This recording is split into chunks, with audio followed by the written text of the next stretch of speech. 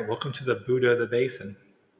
All I want to say tonight is I want to let you guys know that the guru for me has been the Count to Saint Germain, or Saint Germain, the Ascended Master, and Sri Ramakrishna. These are the two beings that if you resonate with, you will resonate with where I'm going in this podcast. And it's going to be a synthesis of the points of view of these two legendary men.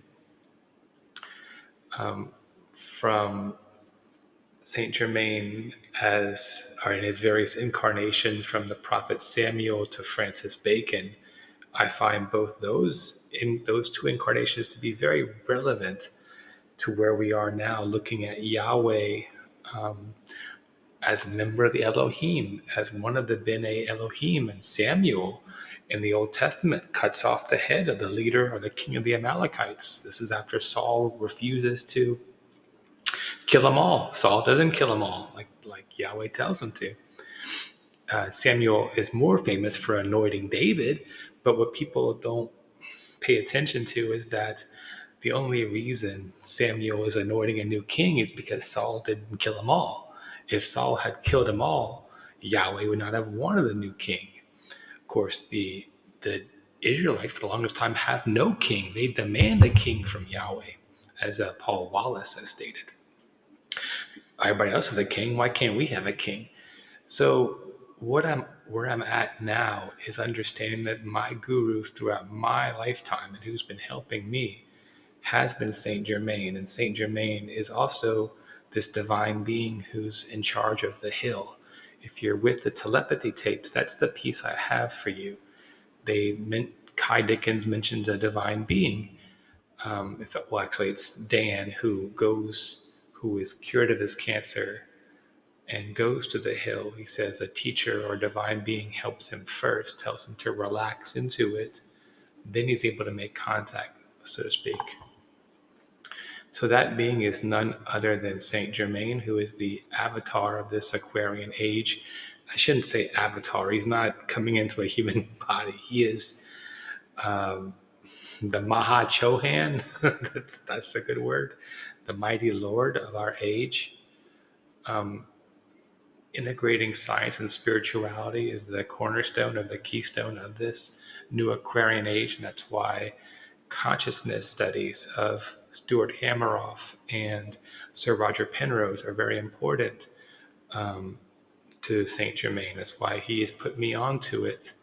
The idea of quantum computation in the water, in the microtubules, in our pyramidal neurons, in the fifth layer pyramidal neurons. This is where consciousness is going around and around in this sort of mushroom of a brain spiraling around this layer.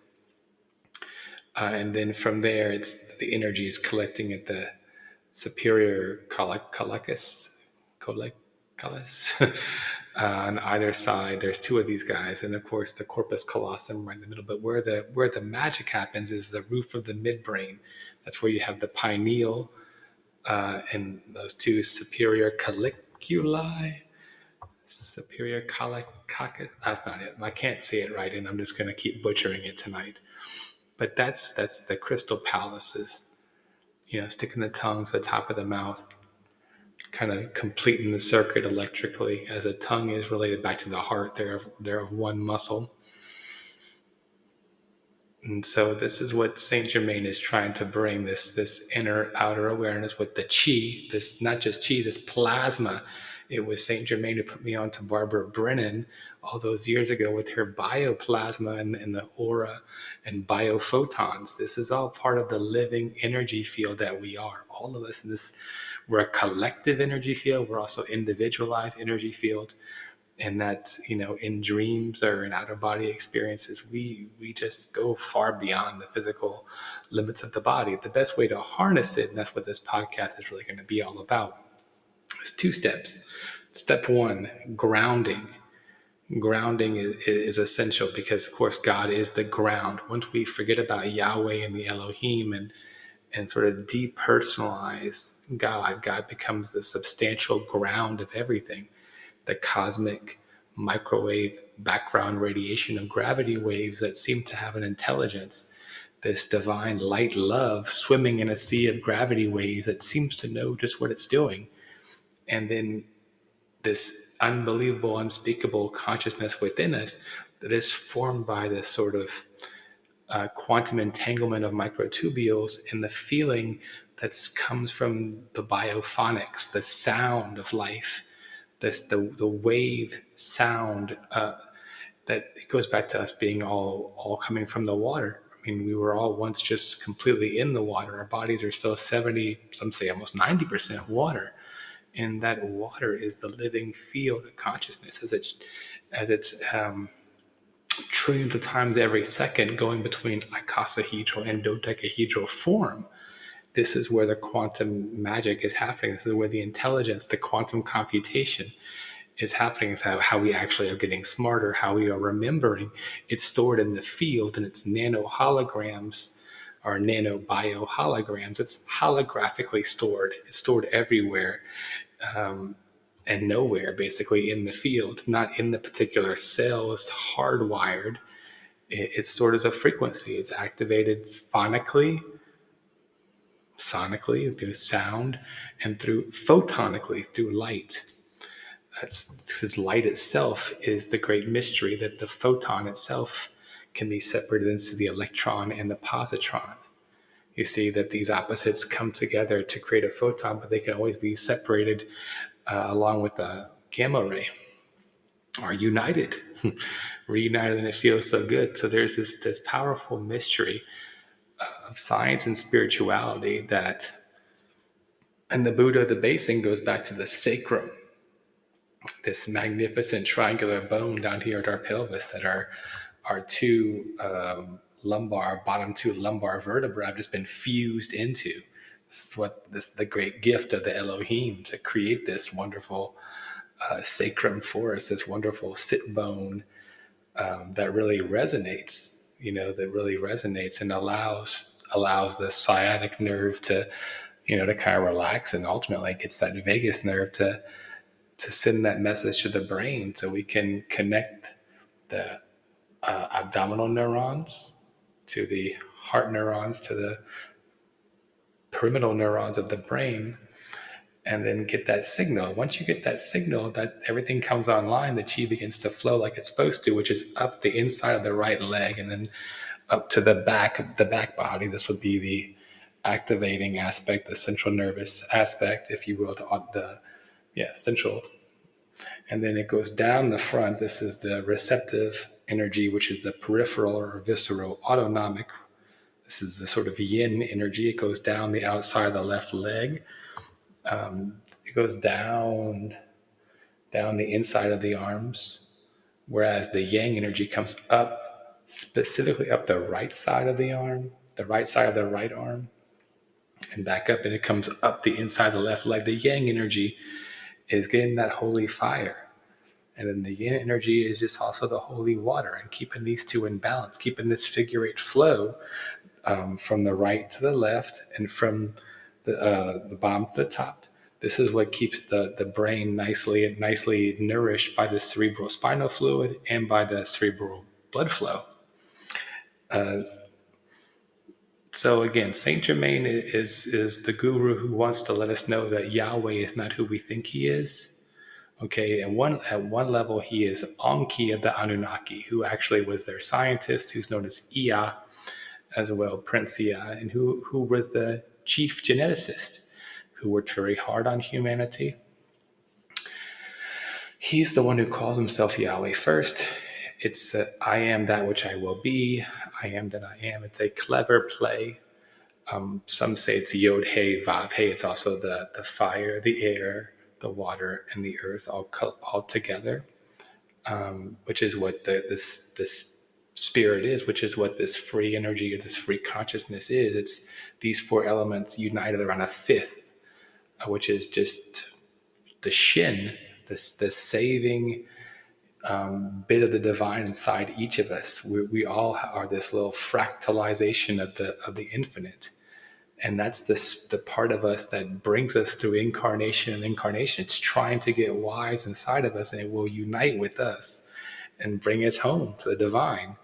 That takes many lifetimes to achieve the ascension. The Buddha achieved this ascension. Jesus did achieve the ascension.